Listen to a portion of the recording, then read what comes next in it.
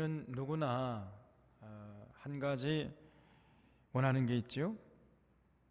한 번밖에 없는 인생을 정말 행복하게, 가치 있게, 아름답게 살기 원합니다. 그렇게 원치 않는 사람은 단 한 사람도 없습니다. 그런데 문제는 어떻게 사는 것이 정말 행복하게 사는지, 가치 있게, 아름답게 사는지 잘 모른다는 거예요. 그래서 어떤 사람은 참 원하는 대로 행복하게 가치 있게 살아가지만 어떤 사람은 원치 않게 불행하게 이렇게 살아가는 그런 사람들도 참 많습니다. 그래서 행복하게 사는 그 비결이 뭐냐, 이게 참 중요한데 그 알 수 있는 길이 두 가지가 있어요. 두 방법이 있는데 첫째는 직접 경험해 보는 겁니다. 그리고 두 번째는 간접 경험해 보는 거죠.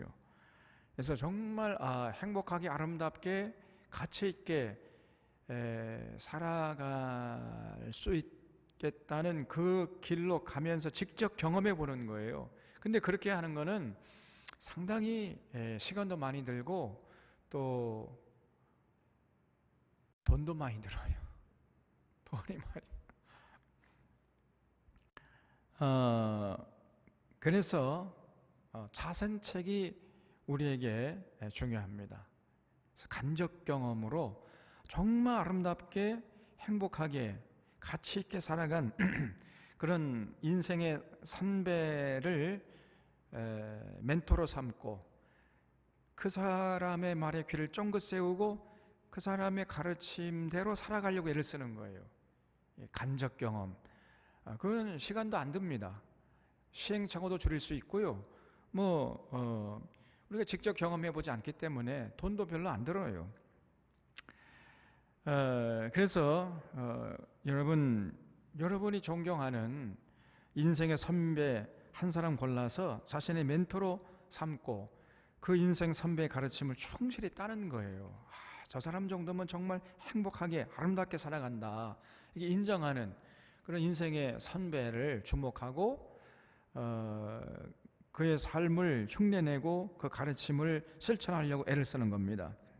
그러면 우리가 경험해 보지 않아도 그 인생 선배들이 경험한 것들을 토대로 정말 아름답게 살 수가 있는 거지요. 그런 면에서 우리에게 반드시 인생의 멘토가 필요한데 이왕이면은 돈 드는 것도 아닌데, 그렇죠? 좀 훌륭한 멘토를 택하는 게 좋지 않습니까? 그래서 솔로몬을 여러분에게 추천드리고 싶다, 그 말이에요. 그래서 이 솔로몬의 지혜서인 잠언, 그리고 솔로몬의 인생론인 전도서, 이거를 우리가요 아주 주의 깊게 읽어보는 거예요. 그리고 정말 이 솔로몬이 정말 지혜롭다는 걸 우리 다 인정하잖아요. 정말 솔로몬 지혜로웠습니다. 그리고 나이가 들어서는 그렇지 않았습니다만은 젊었을 때에는 정말 아름답게 살았어요. 가치 있게, 멋지게. 그래서 그렇게 타락하기 전에 솔로몬이 남겨놨던 인생의 지혜를 모아놓은 잠언, 그리고 인생론을 가르치는 전도서, 이걸 우리가 잘 읽고 듣고 마음에 새기고 실천하게 되면은 우리가 시행착오를 줄이고 별로 돈도 안 들어요. 그리고 그렇게 아름답게 행복하게 멋지게 살아갈 수가 있단 말이죠. 그래서 여러분, 이 솔로몬의 잠언, 솔로몬의 그 인생론인 전도서, 이걸요 자주 읽으시기 바랍니다. 자주. 잠언 같은 경우에는 하루에 한 장 정도 꼭 읽으시라고 제가 지난번에 말씀드렸잖아요. 또 전도서도 이거는 몇 장 안 됩니다. 전도서가 12장까지밖에 안 되잖아요. 그러니까 이거는 하루에 한 장 정도만 읽으면은 5분도 안 걸려요. 그러면은 한 2주일이면은 한 번씩 읽을 수 있잖아요. 이걸 한 수백 번 읽으면요 막 뼛속에 새겨져요. 그럼 우리가 얼마나 아름답게 살 수 있겠습니까? 그래서 이렇게 귀한 지혜서들을 하나님께서 기록하게 해가지고 우리 손에 들려주셨잖아요. 이걸 잘 활용하셔야 돼요. 그래서 지난주에는 전도서 1장부터 4장까지의 내용을 살펴봤습니다. 솔로몬이 정말 자기 마음에 원하는 것을 금하지 않고 눈이 기뻐하는 것을 금하지 않았다 그랬죠. 그러니까 자기 하고 싶은 데 다 해봤다는 겁니다. 자기 원하는 것 다 해보고 내린 결론이 뭐냐? 인생이 뭐냐? 헛되고 헛되며 헛되고 헛되니 모든 것이 헛되도다 그랬어요. 그래서 이런 헛된 인생 사는 동안에 뭐 좀 있다고 교만하지도 말고 없다고 기죽지도 말라는 것입니다. 뭐 좀 있는 사람이나 없는 사람이 사실은 사는 게 다 똑같다는 거예요. 그래서 이 뭐 조금 가졌다고 그 교만하는 어리석은 겁니다. 또 조금 뭐 가지지 못했다고 기가 죽고 그것도 어리석다는 거예요.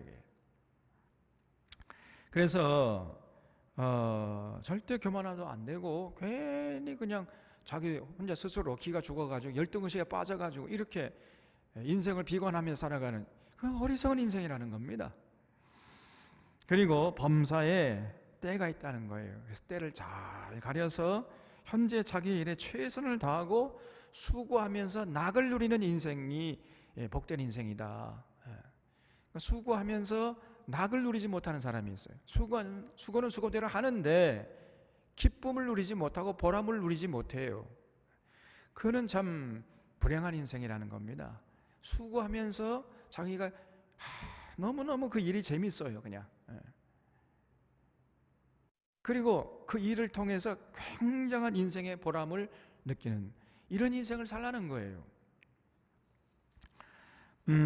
그리고 감사함으로 기쁨으로 모든 일을 하려고 하라는 거고, 그래서 인생의 주도권을 남에게 절대로 넘기지 말라는 겁니다. 그래서 내가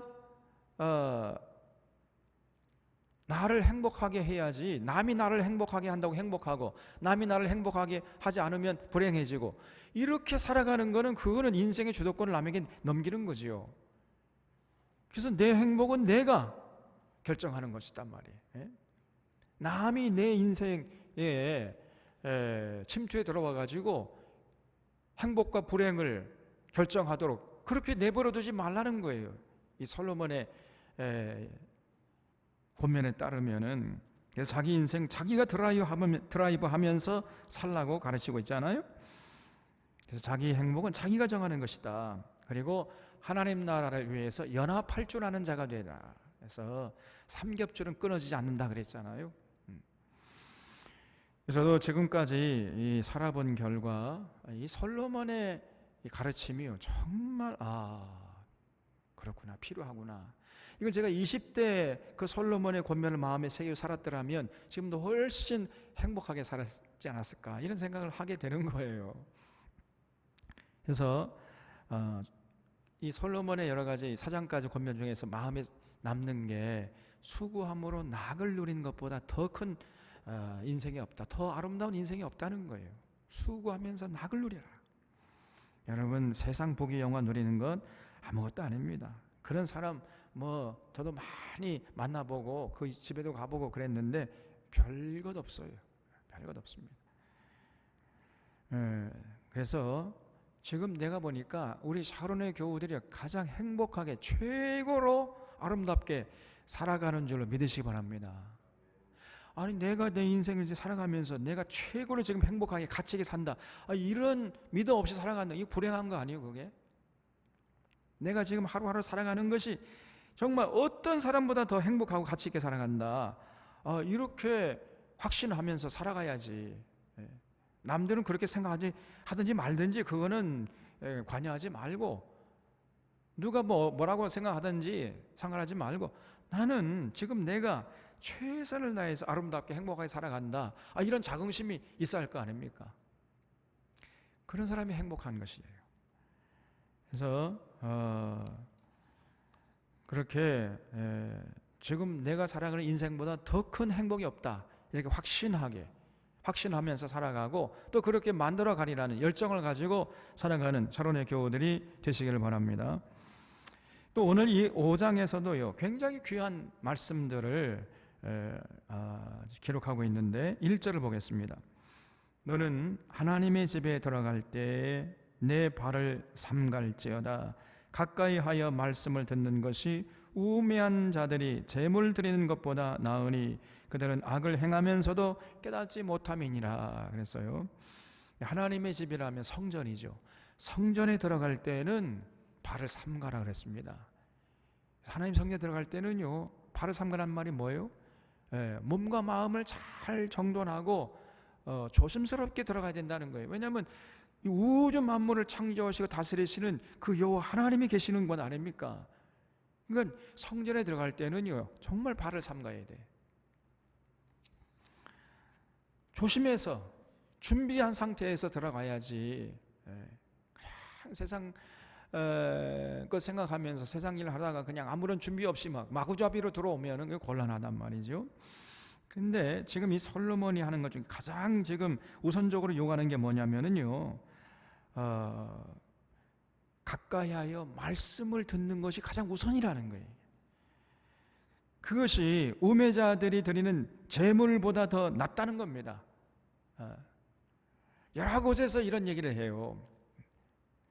천천의 만만의 양의 기름보다도 하나님 말씀을 잘 듣고 그 실천하는 것, 이것이 하나님이 더 기뻐하시는 것이라는 거예요. 그래서 여러분 예배 드리기 전에, 오늘날 바꾸면은 예배 드리기 전에 먼저 해야 할 것이 있다가 뭐예요? 있다는 겁니다. 그게 뭡니까? 말씀을 배우는 거예요. 말씀. 가까이 하여 말씀을 듣는 것, 이것이 가장 우선적으로 하는 것이에요. 그래서 여러분 성경을 모르면서 예배 드리는 것, 이거는 어불성설이에요. 말이 안 되는 것입니다. 그래서 정말 제가 볼 때 이 솔로몬의 이 말씀은요 정말 중요하다고 생각합니다. 성경을 잘 모르면서 예배 드리는데 열심을 내는 것은 그건 아주 어리석은 행위입니다. 그래서 예배 드리기 전에 먼저 성경을 배워야 돼. 가까이에 말씀을 들어야 됩니다. 창세기부터 요한계시록까지 성경 전체를 통해서 계시하시는 하나님이 어떤 분이신지를 알아야, 그래야 우리가 제대로 예배 드릴 수 있는 거 아닙니까? 그 모르고 예배 드린다면은요 그거는 앞뒤 행동이 맞지 않는 거죠. 그래서 여기 악을 행하면서도 깨닫지 못함이라 그랬죠. 여러분 성경을 모르면요 자신이 하나님 앞에서 악을 행하면서도 깨닫지 못합니다. 그러니까 하나님 앞에 제대로 예배할래야 할 수 없는 거죠. 자신이 하나님의 마음을 얼마나 아프게 하는지 힘들게 하는지 전혀 모르는 거예요. 왜냐하면 객관적인 기준이 없으니까. 자기가 하나님 앞에서 하나님 앞에 큰 하나님을 실망시키는 그러한 허물과 죄가 있음에도 불구하고 그냥 하나님 앞에 떳떳이 나와가지고 내가 무슨 죄를 지었느냐 막 이렇게 뻔뻔스럽게 나갈 거 아닙니까? 그러니까 하나님 앞에 절대로요 제대로 된 예배를 드릴 수 없는 겁니다. 성경 모르면 예배도 제대로 드릴 수가 없다. 이거는 진리 중에 진리예요. 그래서 여러분 성경 앞에 설 때만이, 그래서 그 말씀에 비춰볼 때만이 자신의 부족함과 자신의 허물과 자신의 죄악된 모습이 드러나잖아요. 그때 비로소 객관적인 기준이 있으니까, 내가 이 객관적인 기준에 비춰보니까 상당히 참 잘못 살아왔구나, 하나님 마음을 그동안 내가 아프게 했구나, 그것이 깨달아질 거 아닙니까? 그럴 때 비로소 우리가 하나님 앞에 온전히 엎드려서 예배 드릴 수 있는 것이요.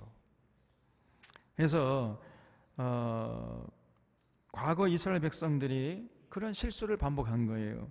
그래서 열왕기하 22장에 보면은 그 남왕국 요시야 왕 때에 성전 보수를 하다가 성전 안에서 율법서를 발견했잖아요. 그래서 그 율법서를 이제 읽고 또 그 말씀 앞에 서 보니까 그동안 자신들이 얼마나 하나님 마음을 아프게 해왔는지, 그걸 그때 비로소 깨달았던 거예요. 그때. 그래서 열왕기하 22장 13절 말씀 보면은 너희는 가서 나와 백성과 온 유다를 위하여 이 발견한 책의 말씀에 대하여 여호와께 물으라. 우리 조상들이 이 책의 말씀을 듣지 아니하며 이 책에 우리를 위하여 기록된 모든 것을 행하지 아니했으므로 여호와께서 우리에게 내리신 진노가 크도다 그랬어요. 이 요시야가요, 그 율법서를 읽으면서 그 율법서에 비추어서 자신들의 그동안 살아왔던 삶을 이렇게 돌아보니까, 아하, 우리가 얼마나 그동안 하나님 마음을 아프게 하고 하나님을 진노케 왔는지 그때 비로소 깨달았다니까요. 그래서 우리를 위하여 기록된 모든 것을 행하지 않았다 그랬어요. 이 요시야가. 그러니까 여러분, 성경은 우리의 행복을 위해서 기록된 거 아닙니까? 하나님 좋으라고 하는 게 우리 좋으라고, 우리 건강하게 영육간에, 그리고 행복하게 가치 있게 아름답게 살아가라고 기록해가지고 우리 손에 들려줬는데 이걸 사람들이 안 읽어요. 몰라요. 그러니까 행복하게 살아갈 수가 없는 거죠. 그리고 하나님 앞에 큰 실망을 드리고 분노케 하면서도 그 사실 자체를 모르면서 살아간단 말이에요. 그 요시야가요, 굉장히 솔직하게 고백한 것입니다. 그래서 율법서를 읽으면서 그때 비로소 이제 자신들의 부족함과 허물을 생생히 깨닫고 온 힘을 다해서 종교 개혁을 추진해 나갔던 겁니다. 그래서 전국 방방곡곡에 있는 우상 전부 그냥 갈아가지고 불태워버리거나 아니면 시냇가에 뿌려버리고 그 우상을 세우는 그 신전들 전부 다 갈아엎어버리고 화장실로 만들어버리고, 그리고 우상을 섬기는 그 우상 이 바알 제사장들 전부 다 그냥 나라 밖으로 쫓아내버리고, 그리고 심지어는 그 우상을 섬기다가 죽은 그 바알 제사장들의 묘를요 파헤쳐가지고 그 뼈를 그냥 막 불살라버렸어요. 이걸 뭐라고 그러죠?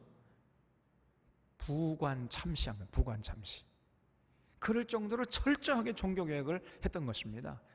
그런데 그만 요시야가 젊은 날 죽어버리는 바람에 그 종교개혁이 중단되어 버리고 마는 거죠. 이것이 이제 이스라엘 백성들의 불행인데, 어쨌든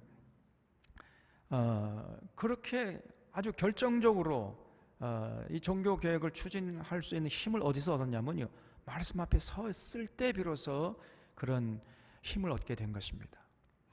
또 포로기 이후에 에스라 느헤미야 시대에도 그러했잖아요. 모세가 신명기 31장에서 안식년, 면제년, 초막절마다 온 이스라엘 백성 남녀노소 심지어 이방인까지 불러 모아가지고 성경을 가르치고 배우게 해서 하나님을 경외하는 법을 알게 하라, 이렇게 유언으로 남겼지요. 근데 그 이후에 모세가 죽은 다음에 여호수아가 이런 모세의 유언을 실천하지 않았어요. 그리고 그 이후에 사사들도 안 하고 또 사무엘도 안 하고, 그리고 또 왕정 시대가 시작돼 가지고 사울도 안 하고 다윗도 안 하고 솔로몬도 안 하고 그 이후에 어떤 왕들도 안 했습니다. 그러다 보니까 그 백성들이 하나님 앞에 방자해요. 하나님 마음을 아프게 하는 짓을 서슴없이 해버려요. 그러면서도 자신들이 지금 하나님 마음을 아프게 하는지조차 모르면서 그런 짓을 했던 것입니다. 왜냐하면 성경을 모르니까. 성경을 가르치고 배우게 하라고 했는데 그걸 안 했단 말이죠. 결정적으로 중요한 걸 안 했습니다. 여호수아도 안 하고 다윗도 안 하고 솔로몬도 안 하고. 그러니까 이스라엘 백성들이 하나님 앞에서 자신들이 무슨 죄를 짓고 있는지조차를 몰랐던 거예요. 그러다가 이제 에스라 느헤미야 시대에 제1회 성경 강좌했잖아요. 우리가 다 이제 알고 있지요. 네, 우리 교인들, 우리 샤론교회 교인들은 알지만은 다른 교인들은요 꿈에도 모릅니다. 그런 것이 성경에 있는지조차 모르는 사람들이 대부분이에요. 거의 대부분. 그러니 참 한국교회의 기초가 너무 허약하단 말이죠. 성경의 기반 위에 서 있지가 않아요, 지금 한국교회가. 그래서 제1회 성경 강좌를 했는데 그 느헤미야서 8장에 나오잖아요. 하나님 말씀 앞에 서 보니까 그 말씀에 자신의 삶을 조명해 보니까 그때 비로소 자신들의 부족함과 허물들이 드러났잖아요. 그래가지고 하나님 앞에 나가서 철저하게 회개하는데 그 1000년 동안에 지어왔던 회개를 자복해요. 그 장면이 느헤미야서 9장에 기록되어 있잖아요.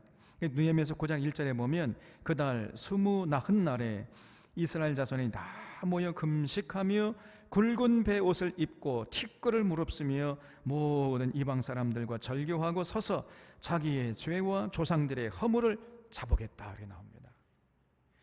성경 앞에 섰을 때 비로소 자신들의 부족함이 드러나는 거예요. 여러분 성경 모르면요 절대 하나님 앞에 나가서 제대로 예배드릴 수가 없는 것입니다. 왜냐하면 성경 모르니까요. 그리고 하나님이 자신들에게 뭘 요구하는지 잘 몰라요. 그러니까 어떻게 하나님 앞에 나가서 예배 드릴 수 있겠느냐 그 말입니다. 그래서 이 솔로몬의 권면이 제가 볼 때는 정말 중요한 권면이에요. 그래서 하나님의 성전에 들어갈 때는 발을 삼가라. 가장 중요한 게 먼저 해야 할 것은 뭐냐면 가까이 하나님 말씀을 들어야 돼. 그런 다음에 제사 드리는 것이 순서인데 하나님 말씀도 알지 못하면서 그냥 제사 드리면요 그건 우매한 자라는 거예요. 우매한 자. 자기가 무슨 잘못을 졌는지는 모르고 하나님이 얼마나 자신들을 사랑하는지도 모르고 그렇게 그냥 의무적으로 습관적으로 의례적으로 이렇게 예배 드리고 많이 말이에요. 그 예배에 무슨 진정성이 있겠습니까? 그런 예배를 하나님이 기뻐 받으시겠느냐 그 말이에요. 그런 예배는 아무런 의미가 없는 것이고, 그래서 철저하게 말씀을 통해서 자신들의 부족함과 허물을 깨닫고 정말 엎드려서 경외하고 두렵고 떨림으로 엎드려서 경배하고, 그리고 하나님 우리에게 요구하신 게 뭔지 그를 알아보려고 할 때 그 예배를 우리 하나님이 기뻐 받으시는 것입니다. 그래서 예수 믿고 난 다음에 제일 먼저 해야 되는 게 뭐냐? 성경을 공부해야 돼. 성경. 근데 예수 믿은 다음에 제일 먼저 그냥 예배 먼저 드리려고 이렇게 지금까지 해왔거든요. 그러니까 그동안 한국교회 해왔던 거 우리가 철저히 점검하고 새롭게 해야 된다 그랬죠. 새 포도주는 새 부대에 담가야 됩니다, 여러분. 가장 중요한 게 뭐냐면, 저는 새롭게 해야 할 가장 중요한 게 뭐냐면, 예수 믿겠다고 한 사람은 가장 먼저 성경을 철저하게 배우게 해야 돼. 그런 다음에 예배 드릴 수 있도록. 그래서 예수 믿겠다고 나오면요, 한 6개월 동안은 당신은 예배 드릴 자격이 아직 못 돼. 하나님도 모르는데 어떻게 예배 드린다는 거야. 6개월 동안 남들 예배 드릴 때 성경 좀 배워라. 그래서 철저하게 6개월 정도, 그러면 우리가 얼마든지 창세기 요한계시록까지 성경 통달할 수 있지 않습니까? 6개월 정도만 해도요, 얼마든지 우리가 6개월이 아니라 한 3개월 정도만 해도 돼. 그런 다음에 3개월 후에 이제 성전에 들어와서 예배드리도록 순서를 그렇게 밟아야 돼. 그래서 예배드리기 전에 전 단계를 가져야 되는데 그동안 안 해왔어요, 한국교회가. 이거부터 고쳐야 됩니다. 요즘에 뭐 성경 가르친다는 게 부분적으로 그냥 성경 구절 하나 암송하고, 요즘에 또 연말 연시 아니는 성경 뽑기 시험을 한다니까요.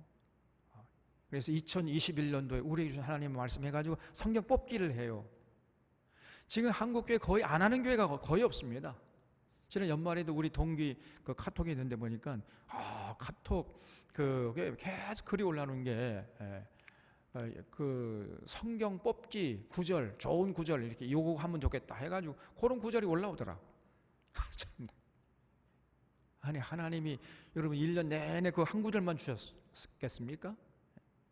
창세기부터 요한계시록 이 성경 전체를 우리에게 주신 건데 다른 건 전혀 알 바 없고 그 성경 한 구절, 그 요절 그거 가지고 1년 내내 그냥 그게 하나님이 우리에게 주신 말씀이라는 거예요. 그게.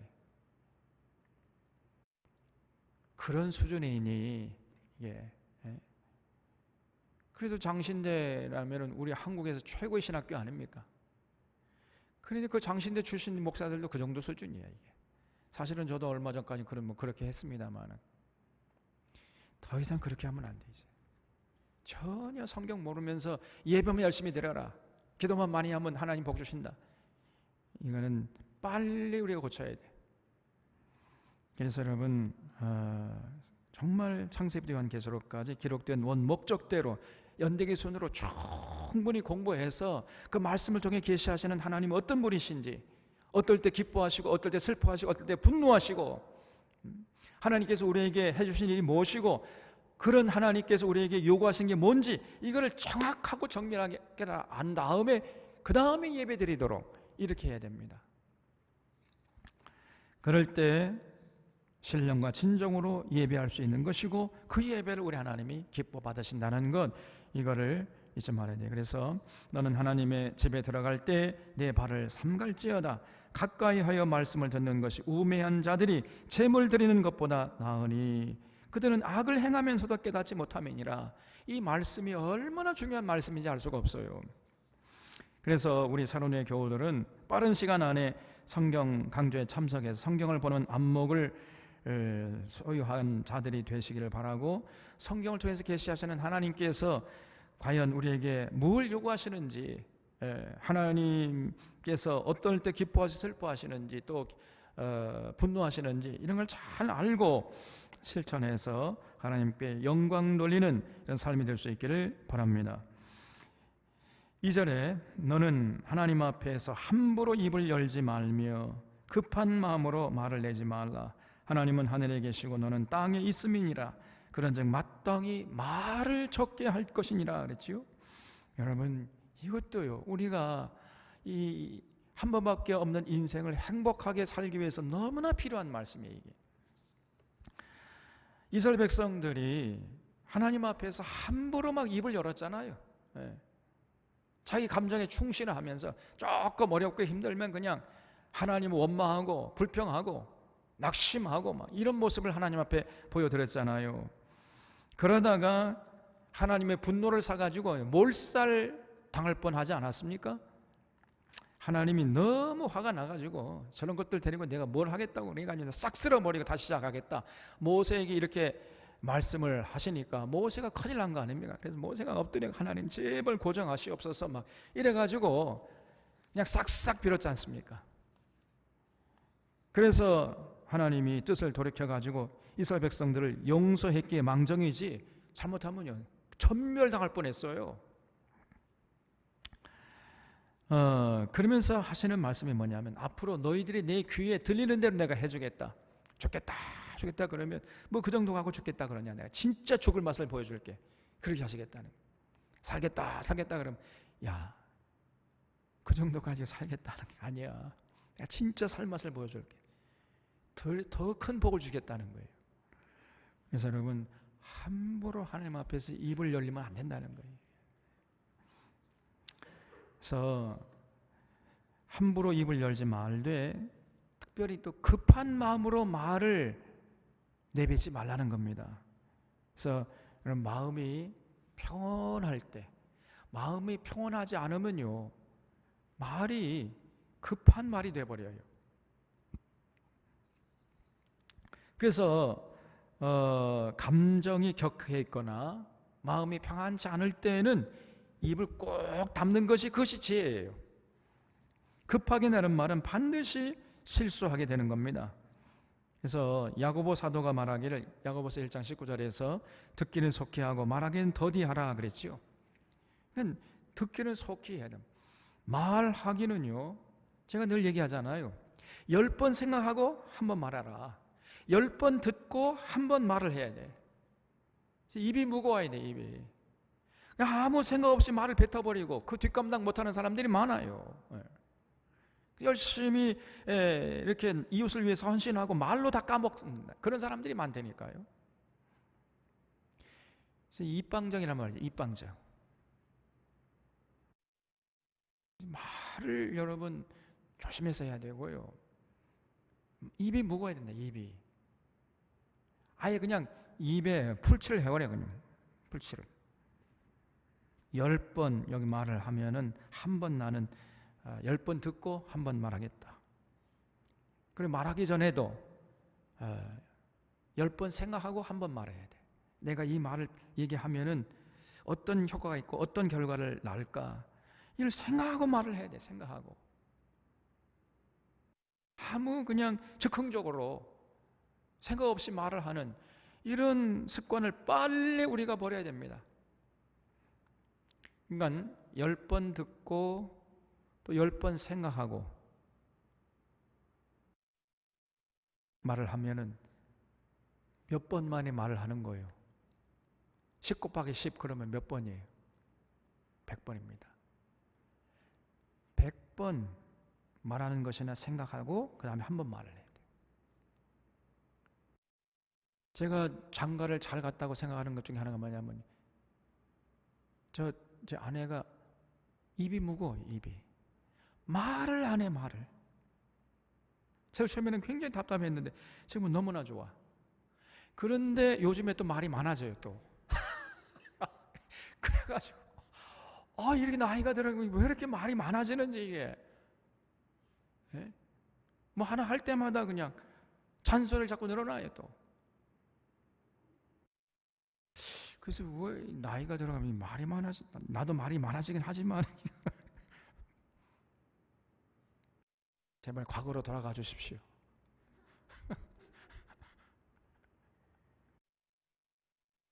그래서 이 말하는 것, 여러분, 입술의 말이 중요해요. 말. 그 스티븐 코비가, 제가 언젠가 말했죠. 성공하는 사람들의 7가지 습관이라는 책을 반드시 읽어보시라 그랬잖아요. 그 책을 보면 제일 성공하는 사람들의 7가지 습관 중에서 가장 기본, 제일 그렇기 때문에 중요한 그 습관이 뭐냐? 경청이라는, 경청. 말하기 전에 이 사람 남의 말을 잘 듣더라는 거예요. 이 사람들이 세상에서 성공한 사람들, 이 사람들이 다 찾아가가지고 그 사람들의 공통적인 습관 7개를 추출해 냈거든요. 그래서 이것을 이제 이렇게 조직화시키는 것이 스티븐 코비가 지은 성공하는 사람들의 7가지 습관이라는 이 책인데, 그 반드시 읽어보시라 그랬잖아요. 그 중에서 가장 기본, 그 기초가 되는 게 뭐냐? 경청이에요. 경청. 여러분, 모든 인간관계의 가장 기본 중에 기본이 뭐냐? 경청입니다. 남의 말을 일단 잘 들어야 돼. 들은 다음에 말을 해야 되는데 듣기도 전에 말을 해버려. 그냥 대부분의 사람들이. 그러면 실패하는 거죠. 성공하는 사람 보면은 남의 말을 일단 잘 듣더라는 거예요. 그냥.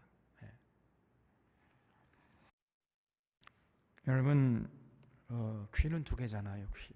입은 1개고. 그러니까 말하는 것보다 듣는 것을 더 우선하라는 거예요. 하나님의 뜻은. 그래서 여러분, 제가 이렇게 알아보니까 여러분, 귀는요, 그 죽을 때까지 들을 수 있답니다. 귀가. 의식이 없는 상태에서 듣는 건 듣는데 말은 못하지만 듣기는 한다는 거예요. 사람들이. 그래서 임종의 순간까지도 들을 수 있다는 겁니다. 그래서 죽는 순간까지도 듣는 것에서 자유롭지 못한 것이 인생이라는 거예요. 그래서 잘 일단 들어라. 경청이 중요하다는 거예요. 경청. 그래서 사람의 말을 경청하는 것 중요하고요. 가장 중요한 게 뭐냐면 하나님 말씀에 경청하는 거죠. 하나님 말씀을 잘 들어야 돼요. 그런 다음에 하나님 앞에 입을 열어야지, 듣지도 않고 입을 함부로 열고. 그래서 제가 방언 기도를 그렇게 경계하라고 하는 거예요. 여러분, 전혀 하나님 모르고 성경 모르고 그러면서 자꾸 그냥 1시간 2시간씩 기도하는 거예요. 함부로 입을 여는 거예요. 그거는 자기도 모르고 남도 모르고 아무도 모르고 그런 말을 그냥 함부로 입을 열어버려요. 그냥 하나님 앞에서. 이것처럼 무서운 죄가 없는 것이에요. 이거. 그래서 이 방언 기도가 얼마나 무서운 죄인지 알 수가 없는 것입니다. 여러분. 그래서 사람의 말을 경청하는 것도 중요한데 하나님 말씀을 경청하는 거 얼마나 중요하겠습니까? 일단 하나님 말씀을 잘 다 들어본 다음에 조심스럽게 하나님 앞에서 입을 열어야 돼요. 아무리 강조해도 지나치지 않는 것입니다. 하나님 앞에서 함부로 입을 열려다가는 낭패를 당하기 십상이란 말이죠. 꼭 여러분 2절 말씀 기억하시기 바랍니다. 그래서 하나님 앞에서 함부로 입을 열지 말아라. 그리고 급한 마음으로는 절대로 말을 내지 말라 그랬어요. 꼭 기억하시기 바랍니다. 그리고 또 말을 적게 해야 할 이유가 3절에 나와 있는데, 걱정이 많으면 꿈이 생기고 말이 많으면 우매한 자의 소리가 나타나느니라 그랬죠. 여러분, 걱정이 많으면 꿈이 생긴다. 이 말이 무슨 말이냐면은 조금 번역이요, 좀 오해하게 번역이 됐어요. 이 말은 무슨 뜻이냐면은 걱정이 많으면 자꾸 밤에 꿈을 꾸게 된다, 그런 뜻이에요. 이게 걱정이 많으면 꿈이 생긴다, 이게 비전 그런 얘기가 아니고, 걱정이 많은 사람들이 잠을 자다가 자꾸만 악몽을 꾸잖아요. 그런 얘기입니다, 이게. 그래서 걱정, 근심이 많은 사람은 잠자리가 사나워진 거예요. 이게 밤잠을 제대로 못 자요. 그런 것처럼 말을 많이 하잖아요. 말을 많이 하게 되면은 어떻게 되는가? 나중에는 우매한 자의 소리가 난다는 거예요. 이게 자기도 모르는 사이에 어리석은 말을 자꾸 하는 거예요. 이게 어리석은 말을 할 필요도 없는 말인데 그걸 해버려. 비싼 밥 먹고 시간도 없는데 왜 괜히 시간도 없고 바쁜 사람이 비싼 밥 먹고 불필요한 말을 하느냐, 그 말입니다. 여러분. 우매한 자의 소리가 자꾸 나타나. 그래서 여러분, 말을 많이 하다 보면은 어쩔 수 없이 어리석은 소리를, 어리석은 말을 뱉을 수밖에 없는 거예요. 이게. 그래서 말을 많이 하지 말라는 거예요. 말을 많이 하지 말라. 말을 신중하게 해야 됩니다. 말을 많이 하는 사람은 반드시 어리석은 말을 하게 돼 있어요. 걱정이 많은 사람은 반드시 잠자리가 사나워지는 것처럼 말을 많이 하는 사람은 반드시 어리석은 말, 우매자의 소리를 하게 돼 있다니까요. 그래서 다시 여러분 강조합니다. 10번 듣고 한번 말하고, 10번 생각하고 한번 말하고, 꼭 그렇게 해야 돼. 입이 무거워야 돼, 입이. 그리고 4절 말씀에 보면 하나님 앞에 이제 입을 열었으면은 반드시 그걸 지켜야 된다는 거예요. 그걸 서약이라고 그러죠. 서약. 여기 4절에 네가 하나님께 서원하였거든 갚기를 더디게 하지 말라. 하나님은 우매한 자들을 기뻐하지 아니하시나니 서원한 것을 갚으라 그랬어요. 서원하고 갚지 아니하는 것보다 서원하지 아니하는 것이 더 나으니 내 입으로 내 육체가 범죄하게 하지 말라. 천사 앞에서 내가 서원한 것이 실수라고 말하지 말라. 어찌 하나님께서 내 목소리로 말미암아 진노하사 내 손으로 한 것을 멸하시게 하랴. 꿈이 많으면 헛된 일이 많아지고 말이 많아도 그러하니 오직 너는 하나님을 경외할지니라 그랬죠. 그래서 여러분, 하나님 앞에서 자꾸 말을 함부로 하다가는요 허튼 소리 할 수 있어요. 여러분, 하나님은요 약속을 중요히 여기신다 그랬죠. 그래서 하나님, 제가 이렇게만 해주시면 이렇게 하겠습니다. 하나님은 반드시 기억하세요. 그래서 그렇게 약속한 건 반드시 지켜야 됩니다. 안 지키면 하나님 분노하신다니까. 함부로 서약하면 안 된다는 거예요. 함부로. 신중하게 서원하고, 서원했으면 반드시 지켜야 됩니다. 반드시. 그래서 그러나 그 서원에 대한 그 가르침이 민수기 30장에 나오잖아요. 자세하게 나옵니다. 서원이 성립되기 위한 조건이 있다는 거예요. 여러분, 민수기 30장 우리가 공부했죠? 그래서 서원을 하려면은 자격이 있습니다. 경제적으로, 정신적으로 독립하지 않은, 그래서 부모 밑에서 살아가는 그런 자녀들은요 부모님의 동의를 얻어야 그 서원 자체가 성립이 돼요. 그게 나오죠? 민수기 30장. 그래서 자기가 시집장가 가지 않고 부모님 밑에서 이렇게 경제적으로 의존하면서 살아가는 이런 사람이라면은 서원할 수 있는 자격도 없는 겁니다. 하나님 앞에 함부로 이렇게 하겠습니다, 저렇게 하겠습니다, 입을 열면 안 돼. 그 사람은 일단은 자기가 독립적으로 자신의 인생을 살아갈 수 있는 그런 위치에 있어야 비로소 하나님 앞에 입을 열 수가 있다는 것입니다. 그리고 만약에 결혼하게 되면 어떻게 되느냐? 결혼했을 때에는 배우자의 동의가 있어야 그 서원이 성립이 되지요. 배우자가 동의해 주지 않는 서원은 성립이 안 된다는 겁니다. 배우자가 모르는 채 하나님 제가 이렇게 하겠습니다. 그거는요 지키지 않아도 돼. 그거는 서원 자체가 성립이 안 되는 거예요. 반드시 결혼했으면 그 배우자, 왜냐하면 배우자는 일심동체잖아요. 그래서 배우자도 알고 배우자도 동의해 줘야 그 서원이 성립되고, 만약에 그랬다면은 그건 반드시 지켜야죠. 그래서 함부로 입을 열면 안 된다는 겁니다. 하나님 앞에서 신중하게 서원을 해야 돼요. 그래서 원천적으로 무효가 되는 서원들이 많습니다. 경제적으로, 정신적으로 독립하지 않은 상태에서 하는 서원, 이거는 무효가 되는 것이고요. 그리고 하나님과 1대1로 약속할 수 있는 자격이 주어지지 않는 거예요. 그런 사람들은 아직 온전한 인격체가 아니잖아요. 그러니까 하나님은 1대1로 인격적으로 약속하고, 그게 서원이거든요. 그렇게 약속했으면 반드시 하나님 지키십니다. 그리고 지킬 걸 요구하시는 거예요. 기대하시고, 안 지키면은 하나님이 실망하시다 급기야는 분노하시고, 그런 하나님이란 말이에요. 그러니까 하나님 앞에서 입을 열 때는 정말 신중해야 된다. 신중에 신중을 해야 된단 말이에요.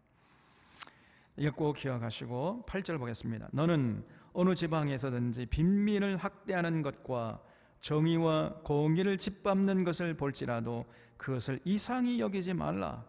높은 자는 더 높은 자가 감찰하고 또 그들보다 더 높은 자들도 있음이니라 그랬죠. 그래서 어느 시대나 동서고금을 막론하고 참 빈민을 학대하는 모습은 찾아볼 수 있잖아요. 그러지 말아야 되는데, 가난하고 소외된 사람들, 아무것도 내놓을 곳이 없는 사람들을 무시당하고 억눌리고 늘 뺏기기만 하고 이렇게 살아온, 이것이 인류의 역사입니다, 여러분. 가진 자들은 그거 가지려고 하고 끝간데 없이 욕심을 부리고 권력 남용하고, 가난한 사람은 끊임없이 약탈당하고 강탈당하고 수탈당하고 이렇게 살아왔단 말이에요. 그래서 하나님의 정의와 공의를 짓밟는 이런 모습이 어느 시대나 어느 동서양을 막론하고 동서고금을 막론하고 그런 모습들이 있어 왔어요. 근데 그런 모습을 이상하게 생각하지 말라는 거예요. 그래서 여러분, 이 죄에 물든 인간이 좀 권력을 잡고 높은 자리에 앉잖아요. 그럼 반드시 타락하게 되어 있습니다. 반드시. 아무리 착한 사람이라 할지라도 권력의 맛을 보기 시작하면요, 그 사람은 전에 착한 시절에 그 사람이 아니에요. 이제 반드시 이 교만하게 돼 있다니까.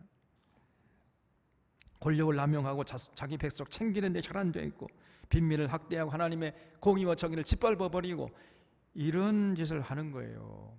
그래서 세상이 이렇게 어지러운 것입니다. 그래서 여러분, 저 사람은 착하니까 권력 잡아도 변치 않겠지, 이것처럼 순진한 생각이 없습니다. 이 문재인 대통령 되기 전에 그 공약들 하려고 합니다만 요즘에 좀 답답해 좀.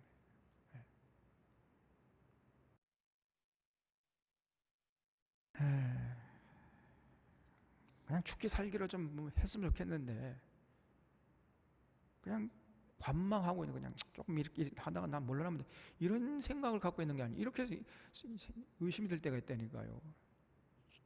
정말 목숨 걸고 이 시대 정치를 받들어서 검찰 개혁, 사법부 개혁, 언론 개혁, 이런 걸 좀 했으면 좋겠는데요. 이게 하는 건지 마는 건지 이게 도대체가. 그리고 이 민주당 이 국회의원들 180석이나 몰아줬는데 지금 뭐 하고 있는지 모르겠어요, 지금. 그래서 여러분, 언제 어느 시대나 빈민을 학대하는 것과 정의와 공의를 짓밟히는 것, 이거는 항상이 또 안 나요. 항상. 이 세상이라는 거예요. 그래서 우리는 가급적으로 하나님과 우리 사이에 죄로 물든 사람이 권력 잡고 하나님 대신 우리를 통치하는 것, 이걸 원치 않는 거예요. 만약에 그렇게 되면 반드시 억울한 사람, 소외된 사람이 생기기 때문에, 그래서 하나님과 우리 사이에 어떤 죄로 물든 인간이 권력 잡고 우리를 다스리는 이런 세상 원하는 게 아니고, 하나님이 직접 우리를 통치하시는 그런 세상에서 살고 싶단 말이죠. 우리가 그런 세상을 두 글자로 줄여서 뭐라고 그랬나 그랬죠? 네? 하나님이 직접 통치하시는 나라, 천국이죠. 그래서 우리가 천국을 그렇게 소망하는 거, 천국에 들어가려고 하는 겁니다, 여러분. 천국은 뭐냐면 장소적인 개념이 아니라 그랬죠. 하나님 나라의 핵심 개념은 통치 개념이라 그랬어요. 하나님이 통치하시는 곳, 그곳이 그 어디나 하늘나라예요. 저 궁궐이나 초막이나 할 것 없이 내 주 예수 모신 곳이 그 어디나 하늘나라. 그래서 하나님이 직접 통치하시는 그 나라는 절대로 억울한 사람이 생기지 않을 것이고, 가난한 사람이라 해가지고 그냥 멸시받고 천대받고 하나님의 공의와 정의가 짓밟히고 이런 일이 없을 거 아닙니까? 그래서 우리가 천국을 그렇게 바라보고 소망하는 것입니다. 그래서 하나님이 직접 통치하시면요, 완벽한 사랑과 평화의 나라가 되는 것이고, 하나님의 공의와 정의가 강물처럼 흐르는 이런 나라가 되는 거예요. 그래서 여러분, 우리가 이 땅에 사는 날 동안에는요, 그런 천국을 맛보기 어렵습니다. 그래서 이 세상은 억울하고 학대받고 정의와 공의가 짓밟히는 곳입니다. 어차피. 그래서 그런 모습을 우리는 최소화시키려고 노력하는 것 뿐이지, 완벽하게 사랑과 평화가 이렇게 강물처럼 꽃처럼 피어나는 이런 세상은요, 이 세상에서는 절대로 맛볼 수가 없습니다. 아무리 우리가 노력한다 하더라도 이 땅에서는 완벽한 천국을 누릴 수가 없어요. 그냥 빈민들이 학대당하고 하나님의 공의와 정의가 짓밟히는 이런 모습을 최소화시키려고 노력할 뿐이에요. 또 그것도 뭐 성공하리라는 보장도 없습니다, 여러분. 우리가 지금 경험하고 있잖아요. 아무리 애를 써도 그게 잘 안 됩니다. 그게 세상이란 말이죠. 그래서 세상이 아무리 애를 써도요, 억울한 일이 생기고 학대받는 사람이 생기게 되는 것이고, 공의와 정의가 짓밟히게 됩니다. 그래서 그런 걸 목도할 때 그걸 이상히 여기지 말라는 거예요. 어차피 그것이 세상이라는 겁니다. 그게. 그러나 잊지 말아야 할 것이 있다는 거예요. 솔로몬의 얘기인즉슨 뭐냐? 높은 자, 그 권력 잡고 그렇게 막 억누르고 그냥 강탈하고 수탈하고 권력 남용하는 이런 놈들 위에 하나님이 더 높은 자가 있다는 것을 잊지 말라는 겁니다. 그래서 높은 자는 더 높은 자가 감찰하고 그들보다 더 높은 자들도 있다는 사실을 잊지 말라는 거예요. 그래서 여러분, 하나님이요, 그 권력을 잡았다 해가지고 권력 남용하고 그냥 온갖 분탕질하는 이런 것들을 가만두지 않는단 말이에요. 반드시 심판하십니다. 그래서 권력 남용의 재배속 챙긴 이런 자들, 그들을 위해서 여러분, 하나님이 지금 타는 유황불 이 지옥을 준비해가지고 기다리고 있단 말이죠. 그래서 이 땅에서 권력 남용하면서 호의호식하고 세상 부귀영화 누린 자들은 반드시 앞날에 그렇게 될 것입니다. 그때는 뭐 땅을 치고 후회해도 이거는 돌이킬 수가 없어요. 그러니까 절대 그런 삶을 살지 말라는 겁니다. 이 솔로몬의 권면이에요. 그래서 세상 권력자들은요, 9절 말씀을 반드시 기억하라는 거지요. 땅의 소산물은 모든 사람을 위하여 있나니 왕도 밭의 소산을 받느니라. 줄쳐 보십시오. 땅의 소산물은 모든 사람을 위하여 있는 거예요. 나 혼자 독식하라고 있는 게 아니고 모든 사람들이 골고루 나눠 먹으라고, 너 혼자만 잘 먹고 잘 살려고 하지 말고 모든 사람이 골고루 나눠 먹으라고 이 밭에 땅의 소산물이 있는 것이지. 근데 사람들은 자기 혼자 독차지하려고 그래요. 남은 굶어 죽든지 얼어 죽든지 상관하지 않고 나만 배부르면 그냥 장땡이다, 그냥 이런 식으로 생각하는 거죠. 그러면 안 된다는 겁니다. 자기 혼자 잘 먹고 살라, 그래서 권력이 또 필요하고 그냥 권력을 쟁취하려고 하고 막 이런 사람을 위해서는 하나님이 지옥을 예비하신단 말이죠. 그래서 여러분, 모든 사람들이 골고루 나눠 먹는 이런 세상을 만들어야 돼. 이게 하나님이 원하시는 것이단 말이죠. 부가 세습되고 가난이 세습되는 이런 나라, 이런 사회, 아주 악한 사회고, 제가 늘 말씀드리는 대로 그런 사회는요, 곧 있으면 망합니다. 하나님의 심판받아가지고 흔적도 없이 그런 나라는 사라져버려요, 역사 속에서. 이게 역사의 교훈이잖아요. 또 10절 말씀 보겠습니다. 은을 사랑하는 자는 은으로 만족하지 못하고 풍요를 사랑하는 자는 소득으로 만족하지 아니하나니 이것도 헛되도다. 재산이 많아지면 먹는 자들도 많아지는 거예요. 거기 줄 쳐보세요. 재산이 많아지면요, 먹는 놈들로 많아지는 거예요, 이게. 그러잖아요. 소유주들은 눈으로 보는 것 외에 무엇이 유익하리야. 노동자는 먹는 것이 많든지 적든지 잠을 달게 자거니와 부자는 그 부요함 때문에 자지 못하느니라 그랬어요. 그래서 여러분, 은을 사랑하고 금을 사랑하고 풍요를 사랑하고, 이거 아주 어리석은 짓이라는 겁니다. 솔로몬의 권면이에요, 이게. 절대 여러분, 그 은금이 우리를 행복하게 하지 못한다는 거예요. 그래서 일하는 그 자체를 사랑하고 땀 흘려 일한 대가에 만족할 줄 알아야 된다는 거예요. 그냥 막 더 긁어 모으려고 그렇게 하지 말라는 겁니다. 이건 어떻게 돼요? 지금 여기 보니까 노동자와 부자를 비교하고 있죠. 12절에 노동자는요, 잠을 달게 자거니와 그랬죠. 이걸 뭐라고 그럽니까? 단잠 자, 꿀잠을 자. 노동자는요, 꿀잠을 자, 항상. 이게 진정한 복이에요. 밤에 꿀잠을 자는 것처럼 큰 복이 없습니다. 근데 부자는 그 부요함 때문에 자지 못한다는 거예요. 왜 자지 못하죠? 두 가지 이유가 있습니다. 부자니까 너무 먹을 게 많아. 이것도 먹어야 되고 이것도 저것도 이것도 먹고 싶고 저것도 먹고 싶고. 그러니까 부자니까 다 그걸 완비했을 거 아닙니까? 그러다 보니까 어떻게 되는 거예요? 위는 용량이 제한되어 있는데 그 이상으로 많이 먹으니까 어떻게 되는 거예요? 배가 이만큼 불어나게. 그래가지고 그 소화가 안 돼가지고 꺽꺽 하면서 그냥 이 방 다니고 저 방 다니고 그러면서 밤을 지새는 거예요. 잠 못 잡니다. 너무 많이 먹으니까.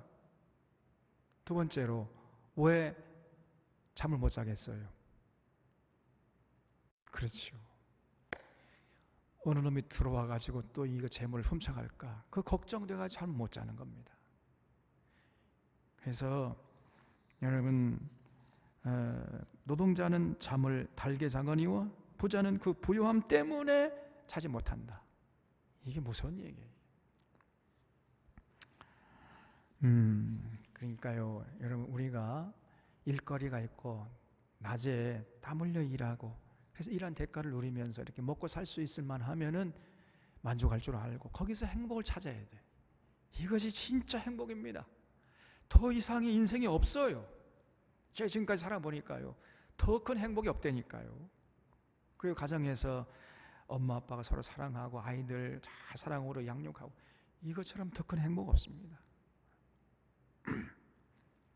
그래서 우리가 참 일거리가 있고 땀 흘려 일하고 밤에 단잠 자고 그런 아이들을 잘 자라내주고 더 큰 행복이 없다는 걸 알고, 그래서 만족하면서 감사하면서 살아가는 우리 사론의 교우들 다 되시기를 바랍니다.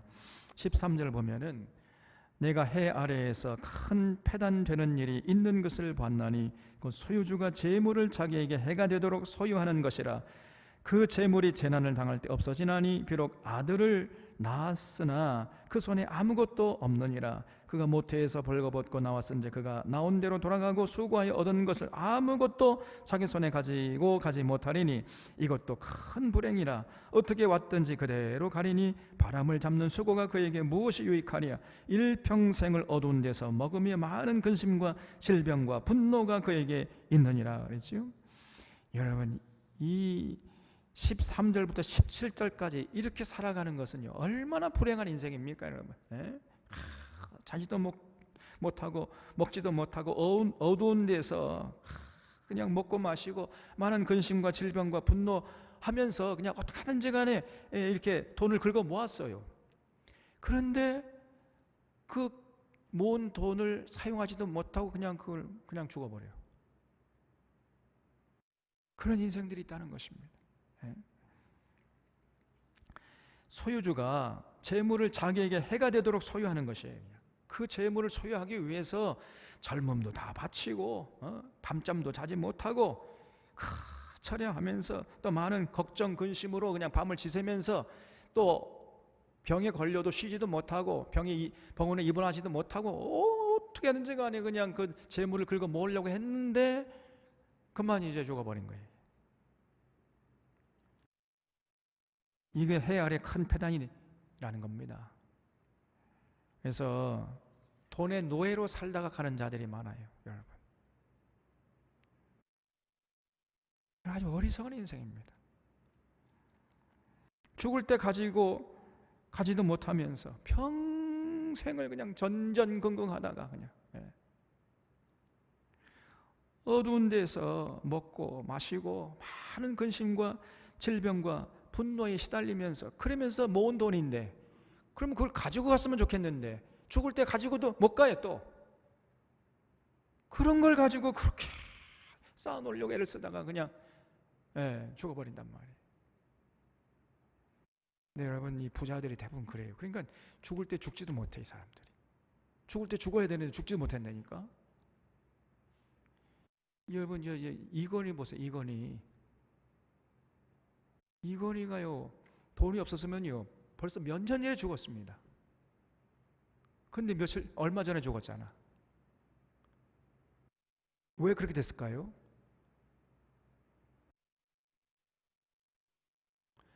죽지 못하게 의료진들이 죽지 못하게 했어요. 이건희는 나는 죽고 싶은데 죽지 못하게 만드는 거예요. 죽으면 큰일 나 이제.